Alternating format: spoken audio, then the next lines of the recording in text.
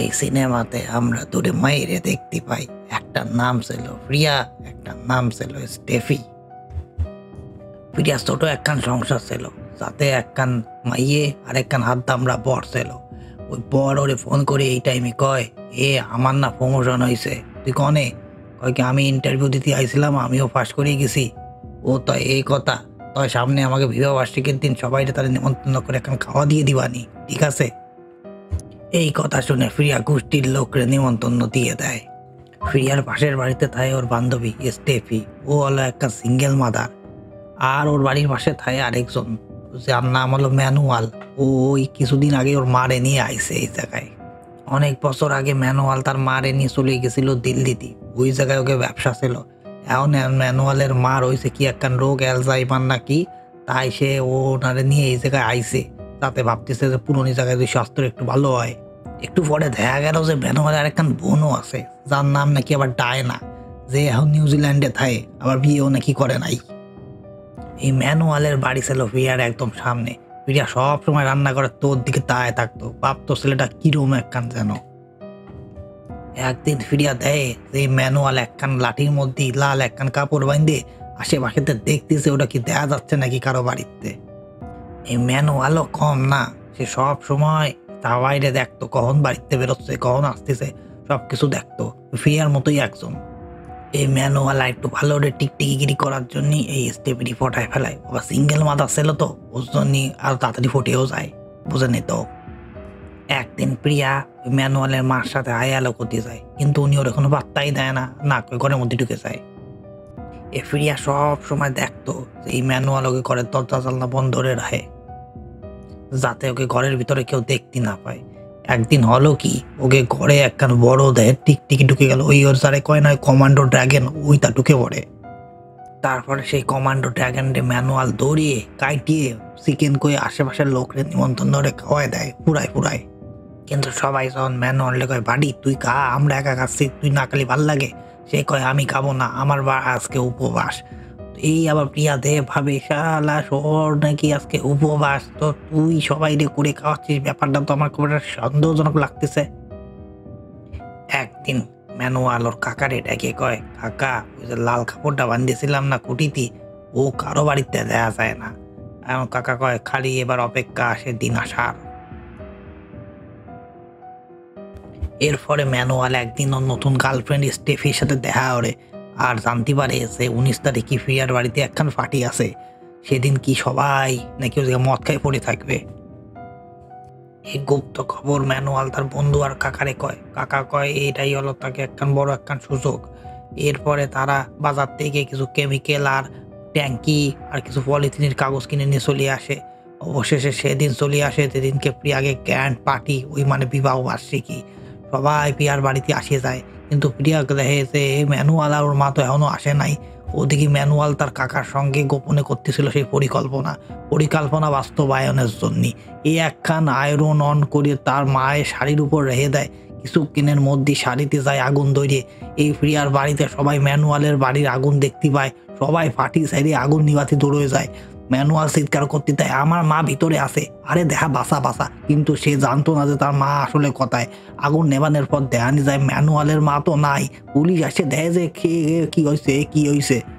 তারপরে পুলিশ ভালো করে তদন্ত করে দেয় যে এই আয়রনের তে আগুনটা লেগে গেছে। কিন্তু ম্যানুয়াল কয় আমার মা কনে গেল, তাই আমার মার হয়তো হুলুনি লোক আছে না, ওর জন্য মনে হয় বাড়িতে দৌড় দিয়ে গেছে। দৌড় দিয়ে কনে গেছে, পুলিশ যায় খুঁজতি খুঁজতি খুঁজতি চলে যায় ভালো করে এদিকে সেদিকে, দেয় যে পরে স্টেশনে বেটি পড়িয়ে আছে। এরপরে পুলিশ ওর মারে বাড়ি ফেলাইতে কয় বুড়ির ভালো করে যত্ন নিস, এরপরে যেন আবার হারায় না যায়। তারপরে ম্যানুয়ালে ওর বর মানে প্রিয়ার বর কয় কি, তোর মারে একটা নার্স রেখে দিতে পারিস নে, তোর কি টার কম আছে নাকি? কয় কি হয় ঠিক আছে রাখবানি। কিন্তু প্রিয়ার একটু মনে তখনও সন্দেহ সন্দেহ করতেছিল। প্রিয়ার তখনও একটু সন্দেহ সন্দেহ লাগতেছিল, কারণ সে ভাবতেছিল ম্যানুয়াল তো বাড়িতেই আসতেছিল।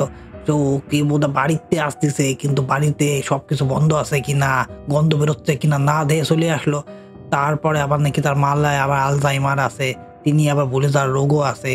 সে সবসময় জুতো খুলে রাখেন, টাইম মতো ওষুধ খায়, বন্ধ উড়িয়ে দেয় লাইট, এবার মোটরের সুইচও বন্ধ উড়িয়ে দেয়। সব জিনিসপত্র তো আলজাইমার রোগী বন্ধ করতে পারে না। আমার তো কিছু একটা গড়বড় মনে হচ্ছে। এরপরে ম্যানুয়াল তার বন্ধুর সাথে একদিন দেখা করে। তার নাম হলো জন। সে একজন আবার নিউরো সার্জন। সে ম্যানুয়ালে কিছু ঘুমের ওষুধ দিয়ে কইছিল, এই ওষুধ দুটো যদি কাউরে কুড়ি খাওয়াই দিস তাহলে সে 20 মিনিটের মধ্যেই ঘুমোয় পড়বে নে।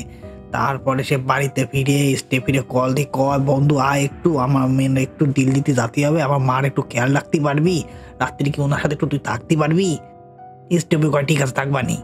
ম্যানুয়াল কয় কি ঠিক আছে, আমি আমার মার জন্য একটু ম্যাঙ্গো জুস করে রাইছি, তো তুমিও খাইয়ে নিও, মায়ের একটু খাওয়াই দিও, নিজে আবার একা খাইয়ে নিয়ে না। এই দেখানো হচ্ছিল যে ম্যানুয়াল জুসের মধ্যে একটু ওষুধ মিশে হয়ে যাচ্ছে। তারপরে বাড়িতে বেরোয় যাওয়ার পর ম্যানুয়াল স্টেপিকে ফোন দিয়ে কয়, এই আমার মা জুস খাইছে। তো স্টেপি কয়, তোমার মা খাচ্ছে না জুস, আমি কি করবো? তো ম্যানুয়াল কয়, তুমি তোমার সামনে বসে নিজে একটু খাইয়ে দেখাও, যেটা খাতি হয়, ওনার একটু বোধ কম তো। এই স্টেপি ম্যানুয়ালের কথা শুনে ভালো মতন জুসগুলো বার হয়ে দেয়। তো তারপরে এদিকে আবার সেই প্রিয়া আবার এই ম্যানুয়ালের বাড়ি আসতেছিল আয়রন দেওয়ার অজুহাতে, কারণ তার তো আবার সন্দেহ আছে মনে যে এই ছেলে কি করে। তখনই আবার কাকা, ওই ম্যানুয়ালের কাকা গোপন রাস্তা দিয়ে ওর বাড়িতে আসতেছিল, দেখে যে প্রিয়াও আসতেছে। তো সেই ওই টাইমে ম্যানুয়ালে ফোন করে কয়, এ ম্যানুয়াল তোর বাড়িতে তো প্রিয়া আসতেছে।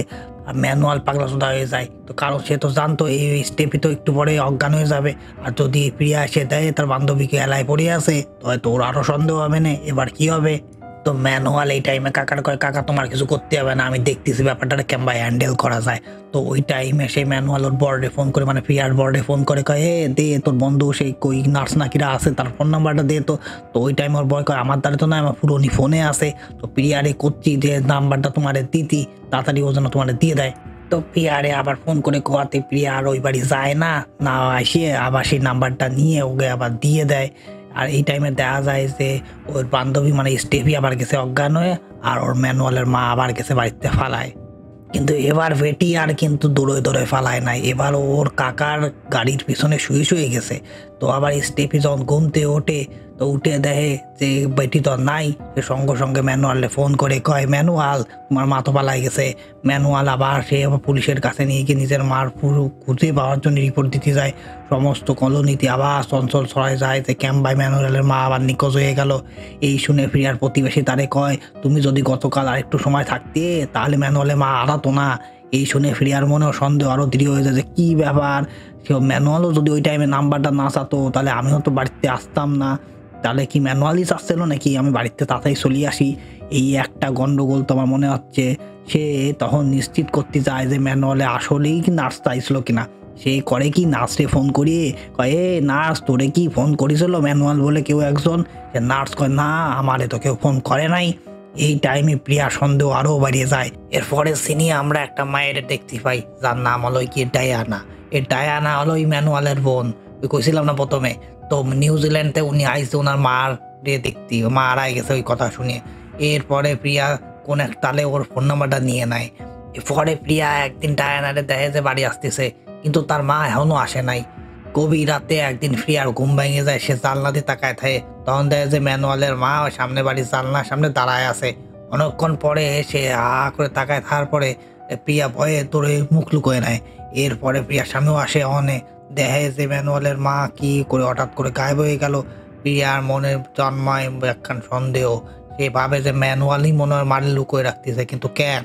এরপরে ওর স্বামীরে কয় যে ম্যানুয়াল তো ওর মারে লুকোচ্ছে, তুমি কি না একদিন খোঁজ নাও তো ওর মা কি আইসে কিনা। তো দেখে যে না, ওর মা কয় কি ম্যানুয়াল যে না, মা তো এখনো আসে নাই। কিন্তু এসব শুনে প্রিয়ার আরো সন্দেহ বাড়ে, কিন্তু ওদিকে তো প্রিয়ার বড় ভাবতেছে আমার বউটা গেছে পাগলা সোদা হয়ে। কিন্তু সে যাই হোক ভালো করে একদিন সে ভালো করে খবর নেবে ভাবে। তো প্রিয়া ওর মায়েরে আর পরে ভালো মতন খাওয়াই দাওয়াই নিয়ে বন্ধুরে কনফারেন্স কলে নিয়ে যে কইছে যে আমি ওকে বাড়ি একটু দেখতে যাব, তো তোরা একটু খবর রাখিস তো যে ম্যানুয়াল কখন আসতেছে, আমার একটু ফোন করে আগের থেকে কয়ে দিবি যে আমি লুকোই পড়বানি ম্যানুয়াল রাখার আগে।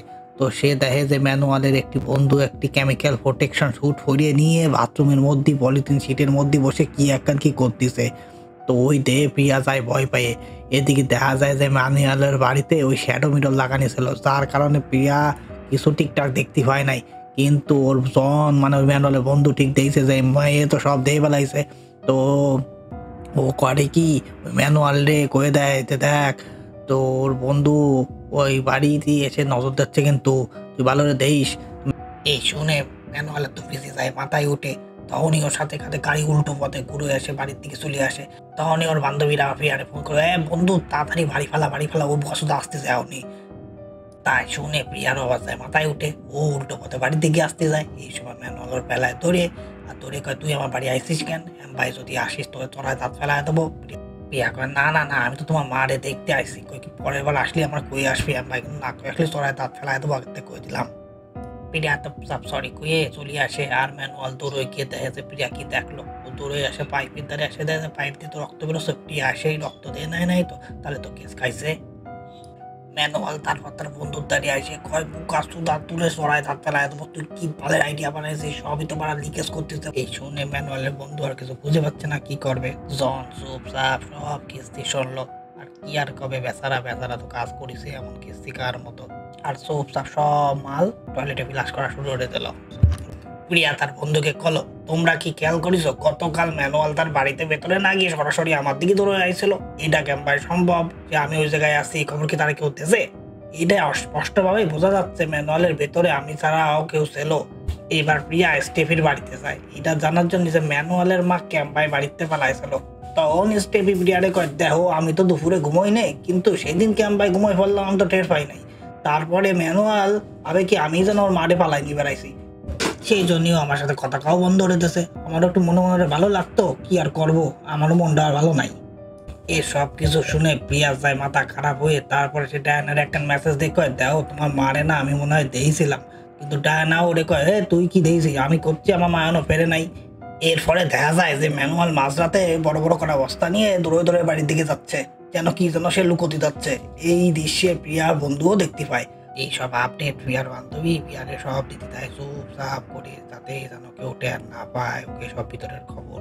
পরদিন সকালে ম্যানুয়াল আবার একখান খবর পায় যে ওই ডায়ানার বন্ধু নাকি আসবে নাকি আবার দেখা করতে, তুই তাড়াতাড়ি সব কিছু হয়ে যাবে না কিন্তু। এরপরে দ্রুত কেমিক্যাল গুলো ফ্ল্যাশ করে দেয় আর প্রমাণ সরাই ফেলায় দেয়। এরপরে ম্যানুয়াল বাড়ি ছেড়ে পালায় যায়। ম্যানুয়াল চলে যাওয়ার পর প্রিয়ার বন্ধু ম্যানুয়ালের বাড়িতে যায় আর খোঁজ নেওয়ার জন্য নিজে বস্তাগুলোর ভিতরে আছে কি। সে বাড়ির দেয়ালে নতুন রং করেছে আর রঙও একটুখানি ঘষে তুলে নিয়ে দেখে যে এর তলায় কিছু একখান তো আছে, কি একখান লাল লাল কি একখান।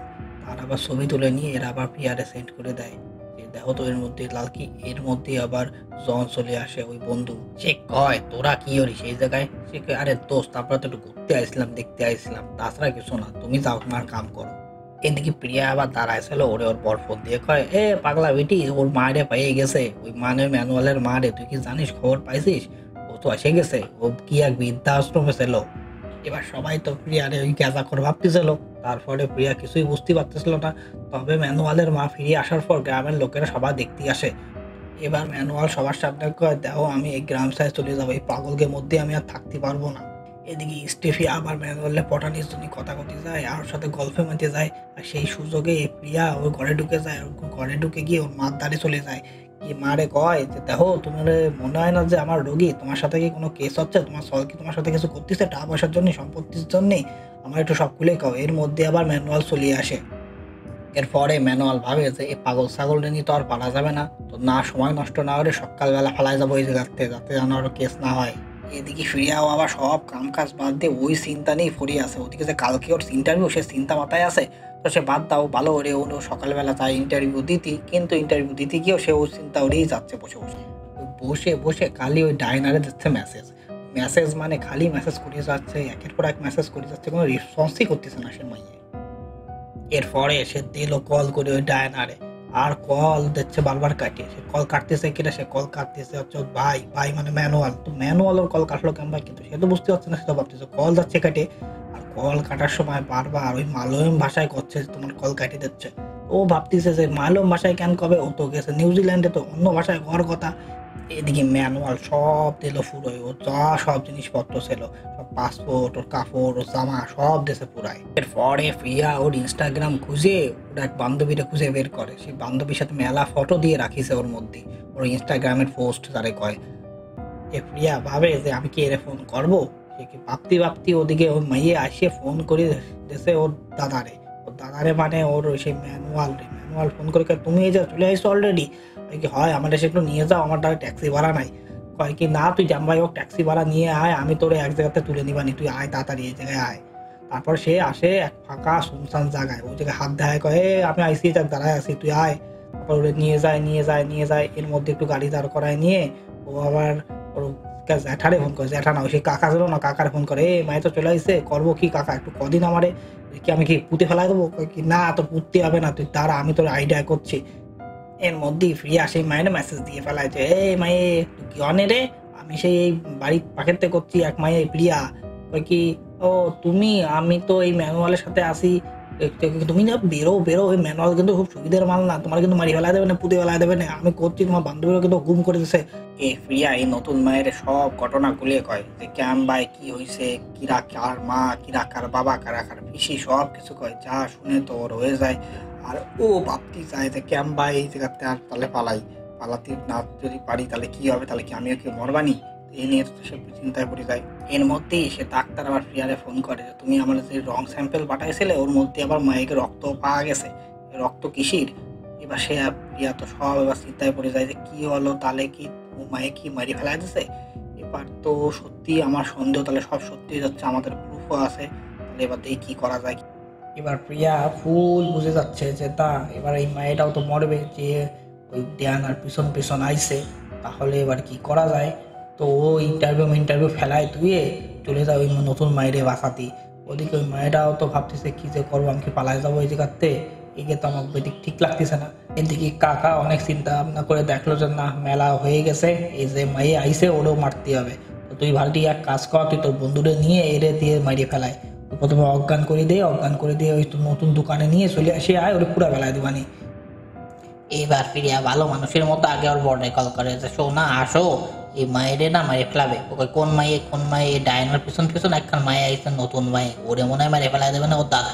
ওই কি তুই পাগলা ফোন ডাক দিন আগে আমার কাজ করতে দে। এই প্রিয়া চলে আসে সে ম্যানুয়ালের দোকানে এসে দেখে যে ওরা সে দোকান চেঞ্জ করে নতুন একখান জায়গায় নেবে, নতুন দোকান। তো ভাবে যে না, আমি যাই তো ওই দোকানে যাওয়ার আগে সে করে কি, আগে 100 নম্বরে ফোন করে, মানে পুলিশে ফোন করে কয় যে দাদা আমরা এক জায়গায় যাচ্ছি একটা কাজ করতে, আপনারা এসে আমার কিন্তু বাসায় নেবেন, যদি আমি মরিয়ে যাই আমার একটু খেয়াল রাখেন। এসে তো চলে যায় বাসাতে হিরো হয়ে আগে দোকানের মধ্যে ঢোকে, দোকানে দেয় তো অন্ধকার ভর্তি, একটা টুল নিয়ে উপরে উঠে দেয় ফোকর দিয়ে যে ভিতরে কি হচ্ছে। দেয় ওই জায়গায় একখান মায়েরে আগে শুচ্ছে ভালো করে, ওই ম্যানুয়ালের বন্ধু ওই জন।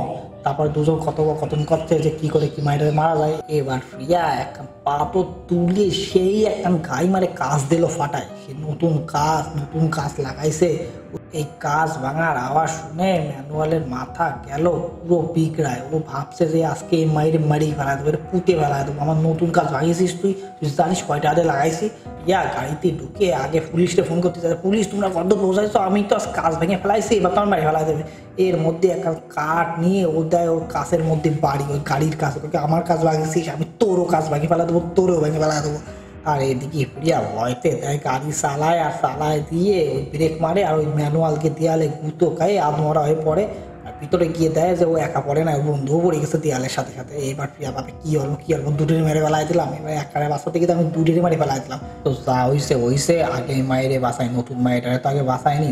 এরপরে দেখা যায় ম্যানুয়ালের বাড়ি আইসে গোষ্ঠীর পুলিশ আর গ্রাম ভর্তির লোক, আর ম্যানুয়াল খ্যাংরাতে বেরোচ্ছে গাড়িতে। ওই জায়গায় পুলিশ সব ডিটেলস চেক করে দেয় যে এই বাড়ি তো মেলার সমস্যা, এই বাড়িতে তাহলে মারারি হয়েছিল, আর এর মাস্টার মাইন্ড ছিল আর কেউ না, ওর মাই সব কিছু প্ল্যান বানাইছিল। কারণ ওর মাইয়ে করতে চাইছিল বিয়ে ওই মাইয়ে হলো লেসবিয়ান, ডায়ানা ওরই ছিল ফ্রেম ওই মায়েরার সাথে। তো নিউজিল্যান্ডে গিয়ে কইছিল ওরা আমরা থাকবানি একসাথে, বিয়ে করবানি, তো তোমরা যদি চাও তো মাইনে নাও, না নিলি তোমরা ফোন মারো। তাই ওর মাথা গরম হয়ে আর কাকা ওর গলা টিপে ধরে আর কয় কি মাইরে ফেলাতে হবে। তো সেই কারণে ওরা সব প্ল্যান করিয়ে ওর সল্লে দিয়ে, মানে ম্যানুয়ালে দিয়ে ওর বোনডে একদম পুরো খবর করে দেয়। আর ওই লাল খুঁটি পড়তো এই কারণে যাতে যেন ওই মা যখন পলায় যাবে ওই রাস্তা দিয়ে আর কেউ যেন দেখতে না পায়, কারণ ওই রাস্তাটাই ছিল এমন একখান পজিশন যেটা কারো সয়ে পড়তো না, তাই ওই যাতে পলায় চলে যায়। কিন্তু এই সব ঘটনা একজনের চোখের আড়াল হয় নাই, সে হলো আমাকে ডিটেকটিভ প্রিয়া। ও হলো জেমস বন্ডের বংশভূত, ও সব কিছু দিয়ে ফেলছিল, কিন্তু তখন তো লোকে ওরে সবাই পাগলা সুদা ভাবতো। কিন্তু প্রিয়াই একমাত্র জানতো যে চাকরিতে জীবনের দাম বেশি, ওই কারণে ও সব কিছু তোয়াক্কা না করে ওই মায়ের বাঁচাতে চলে যায়। আর ওই দেহে পাড়ার লোক পুরো ইমপ্রেস হয়ে যায়, আমাকে পাড়ায় এমন একখান মাইয়ে আছে। আর পাড়ার লোক খুশিতে হা হয়ে যায়। এরপরে প্রিয়া ওই লোকের মাথায় বাড়ি দিয়ে ওই সিনেমা শেষ করে।